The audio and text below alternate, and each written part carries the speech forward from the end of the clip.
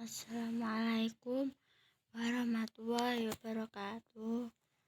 Saya Dwi Wayuni, NIM 191011166.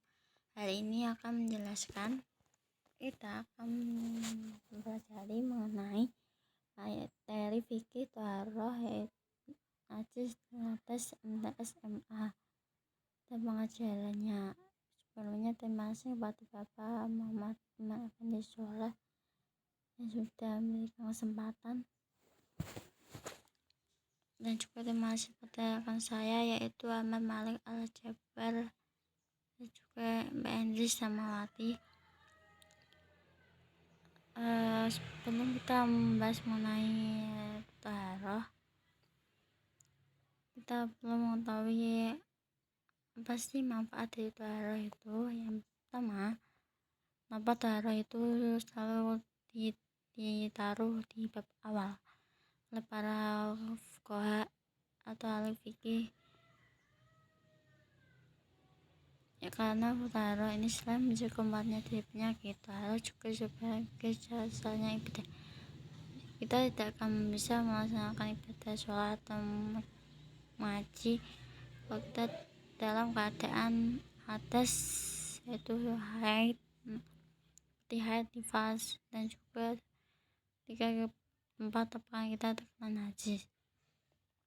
Selain itu, apa kita diharuskan dalam untuk menjaga pakaian tempat agar selalu bersih dari kotoran, karena bersihan itu membawa kita pada keselamatan dan kesenangan. Tentunya orang tidak akan menghina atau mentari kalau kita itu selalu dalam keadaan bersihnya itu. Dalam keadaan bersih, kita akan selalu dekat dengan Allah SWT.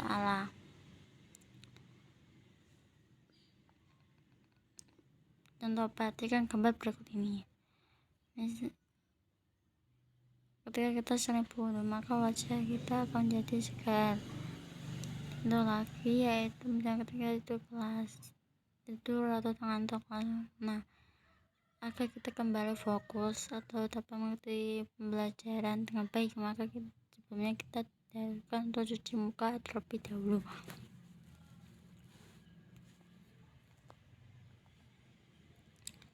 Masalah yang pertama yang akan kita pelajari itu apa pengertian dari tharoh hadas dan najis.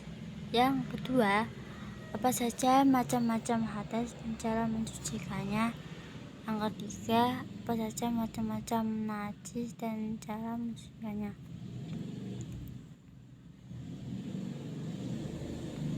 Pembahasan pertama, pengertian tharoh. Tharoh artinya itu bersuci atau bersih. Tharoh nusyara artinya keadaan suci dari hadas dan najis atau perbuatan yang dianggap seperti menghilangkan hadas atau najis, tapi tidak berfungsi untuk menghilangkan hadas atau najis. Misalnya kita berwudu ketika sebelum sholat, atau cuci muka agar kita tidak mengantuk, mandi sunnah. Tharoh menurut terminologi artinya mensucikan diri dari segala kotoran, baik itu jasmani maupun rohani. Dengan tharoh, kita diharapkan bukan hanya diri jasmani kita yang suci, tapi juga di kita. Kalau tharoh sendiri itu mengatakan tharoh lahiriah, artinya tharoh lahiriah, dan tharoh artinya tharoh lahiriah itu dengan cara menghilangkan hadas atau najis yang artinya itu menangkap dari sifat iri, dengki contoh mencuri, berbuat syirik. Nah, untuk yang batinnya, cara melakukan dengan cara mengosongkan hati kita dulu, mengosongkan hati kita dari perbuatan yang tercela, misalnya tadi syirik, riya, dendam. Nah, itu kita lakukan dengan cara membiasakan dengan amal-amal yang baik. seperti mengaji Al-Quran, berzikir, bersedekah.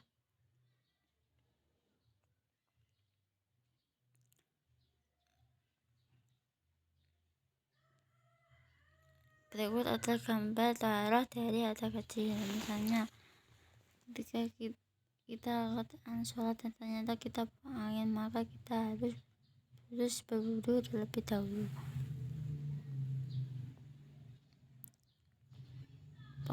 Yang kedua, pengertian hadas dan najis. Hadas adalah sesuatu atau perkara yang baru datang. Hadas juga berarti keadaan tidak suci atau bukan benda ya, yang timbul karena dilakukan oleh suatu hukum agama sebagai membatalkan keadaan suci. Misalnya maksudnya di sini adalah sebenarnya kan misalnya kita dalam keadaan suci, nah tiba-tiba karena ada hadas ini kita menjadi tidak suci sehingga tidak bisa menghalangi kita untuk beribadah. Misalnya sering wanita, misalnya nifas dan juga haid.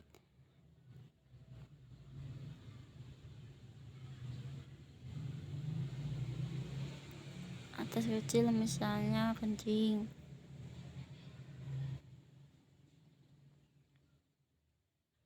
Atau kentut. Najis artinya kotor, yakni benda yang ditetapkan oleh agama sebagai sesuatu yang kotor, di mana ini mengotori pakaian atau tempat ibadah kita, sehingga kita menghalangi kita untuk menghalangi saat ibadah kita. Meskipun dianggap kotor dalam hidup sehari-hari, namun ternyata menurut agama tidak kotor, contohnya itu lumpur, maka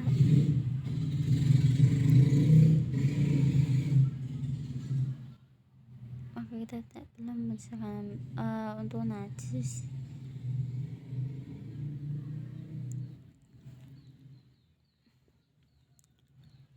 Macam-macam hadas dan cara mensucikannya. Hata kecil pertama hata kecil ya, itu keluarnya sesuatu dari kuping dan dubur, misalnya kentut. Kedua, hilangnya akal, misal mabuk, tidur, atau pingsan. Yang ketiga, menyentuh kemaluan dengan telapak tangan.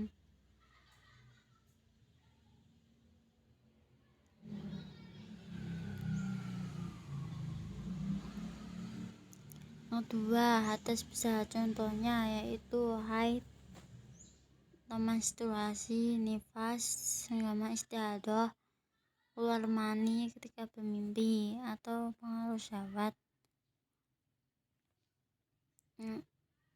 Berikut ada cara menghilangkan hadas kecil, yaitu dengan wudu.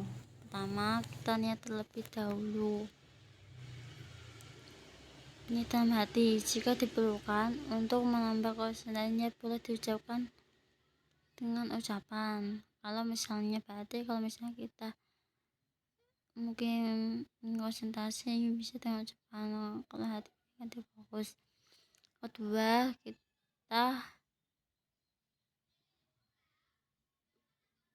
basuh kedua tangan hingga sambil kita niatkan juga untuk membersihkan segala perbuatan kita. Jadi kita itu masuk ke tangan terlebih dahulu ya. Ketiga, kita berkumur, tapi ini sunnah. Yang keempat, dengan membersihkan lubang hidung. Yang kelima, membasuh muka 3 kali. 3 kali ini dimulai dari tempat tumbuhnya rambut sampai bawah dagu. Yang keenam, membasuh kedua tangan, ini wajib. Yang ketujuh, wajib mengusap seluruh kepala, yaitu mulai dari bagian depan, belakang hingga kuduk, lalu kembali lagi ke bagian depan kepala cukup 1 kali. 8, ini sunahkan, yaitu mengusap bagian luar dan dalam telinga. misal ketika puasa kan kita tidak diharuskan menguasai bagian luar dan dalam telinga. Ini doa selanjutnya bisa baca sendiri ya.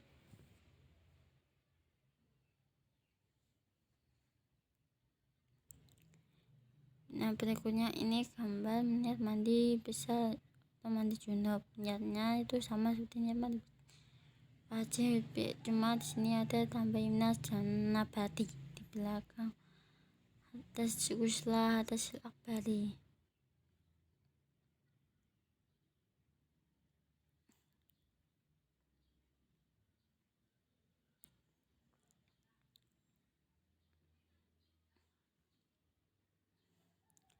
Nah, yang tadi macam-macam najis tadi, najis ringan, yaitu najis yang dalam prosesnya itu cukup kita siramkan air pada tempat yang terkena najis.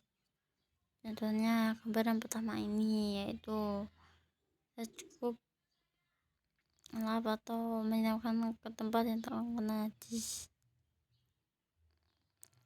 Yang kedua, najis mutawasitoh, itu najis yang kadang maksud prosesnya, proses pencuciannya atau menghilangkannya membutuhkan beberapa kali proses. Contoh dari najis mutawasitoh yaitu bangkai, nanah, kotoran dari hewan atau binatang. Misalnya ketika kita menyembelih ayam atau daging kurban kan itu baju kita najis mutawasitoh. Nah, itu prosesnya itu kan berapa kali proses. Sebenarnya najis sendiri, najis itu ada dua, itu hukumnya itu najis yang ini ada tapi bau warna ini, bau warna rasanya itu tidak ada, tidak terlihat ternyata. Yang kedua najis ini najis yang warna, bau, rasanya itu bisa kita lihat. Yang ketiga najis golado. Najis golado ini najis pengapel karena proses penyuciannya ini bukan perlakuan khusus atau cara khusus dalam memindahkan najis. Gambarnya berikut ini, dimana kita untuk memindahkannya kita harus menyalakan air 6 kali tambah 1 menggunakan tanah. Sekian dari saya, kurang lebihnya mohon maaf. Billahi taufiq wal hidayah. Wassalamualaikum warahmatullahi wabarakatuh.